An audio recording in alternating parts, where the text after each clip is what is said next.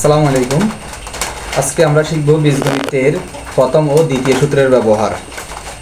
তো দেখেন, আমরা অনেকেই নবম দশম শ্রেণীতে পড়ি, কিন্তু এই যে প্রথম সূত্র এবং দ্বিতীয় সূত্রের ব্যবহারটা অনেকে জানি না।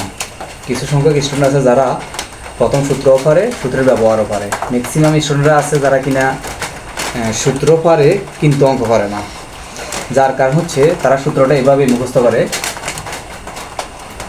a plus B whole square equal A square plus 2ab plus B square.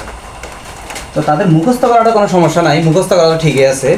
তো বিষয় হচ্ছে তাদের কাছে বিষয়টা এমন হয়ে যায়, এ মানে ইংলিশের যে বর্ণমালা আছে ওখানকার প্রথম অক্ষর এ, আর বি হচ্ছে বর্ণমালার দ্বিতীয় অক্ষর বি। তারা এইভাবে এটা ব্রেনটে সেট আপ করে নেয়, যেটা হচ্ছে সমস্যার প্রধান কারণ।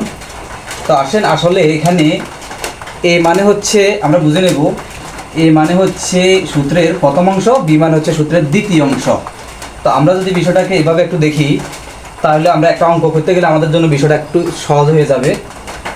যেমন কিনা x plus y whole square, যদি এরকম একটা রাশি দিয়ে বলে যে এখানে মান নির্ণয় করার জন্য, তখন আমরা কীভাবে দেখবো যে আমার ফটিত সূত্রের সাথে মিল আছে কিনা, বীজগণিতের যে প্রথম সূত্র।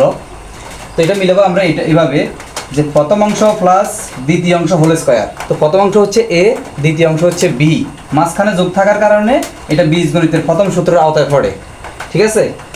তো এখন আমরা এটাকে এ স্কোয়ার এ প্লাস বি হোল স্কোয়ারের সূত্র দ্বারা যদি বিবেচনা করি, তাহলে বিষয়টা কেমন হয় দেখি। আমরা কিন্তু মুখে বলবো এ মানে হচ্ছে প্রথম অংশ, এ স্কোয়ার মানে হচ্ছে প্রথম অংশ, তাহলে প্রথম অংশ এ স্কোয়ার প্লাস সূত্রের 2 এ বি, এ মানে প্রথমটা, বি মানে দ্বিতীয়টা, এই যে সূত্র থেকে আসতেছে। আমরা কিন্তু এখানে এ বি লিখবো না, আমরা লিখবো কি প্রথমটা ইন্টু দ্বিতীয়টা। তাহলে প্রথমটা আছে আমার এক্স, দ্বিতীয়টা আছে আমার ওয়াই। এরপর আসে সূত্রের প্লাস, এরপর হচ্ছে বি স্কোয়ার, বি মানে দ্বিতীয়টা আছে আমার এখানে ওয়াই, তাহলে হচ্ছে ওয়াই স্কোয়ার। এই হচ্ছে বীজগণিতের প্রথম সূত্রের ব্যবহার। তা আমরা প্রাথমিকটা যদি এভাবে শুরু করি, আস্তে আস্তে আমরা এটাকে সামনের দিকে আরও কন্টিনিউ করতে পারবো। এরপরে আমরা আরেকটু জটিলে যেতে পারবো। যেমন এখানে যদি আমরা 2 আনি, 2x plus y whole square, এই 2x সহ এই পুরাটাই হচ্ছে আমার এ, এই পুরাটাই হচ্ছে এ। তো আমরা যদি এই সূত্রটার কাজ করতে যাই, সেই ক্ষেত্রে এখানে আসতো একটা 2, তাহলে এখানে আমরা কিন্তু হোল স্কোয়ার দিতে হয়। তো এখন কি হবে, আরও একটা লাইনে তাহলে কাজ হয়, যে কাজটা হচ্ছে কি না 2 এর স্কোয়ার করলে 4, 2 এর স্কোয়ার করলে 4, তারপর হচ্ছে এক্স স্কোয়ার, আর বাকিটা একই রকমই থাকবে।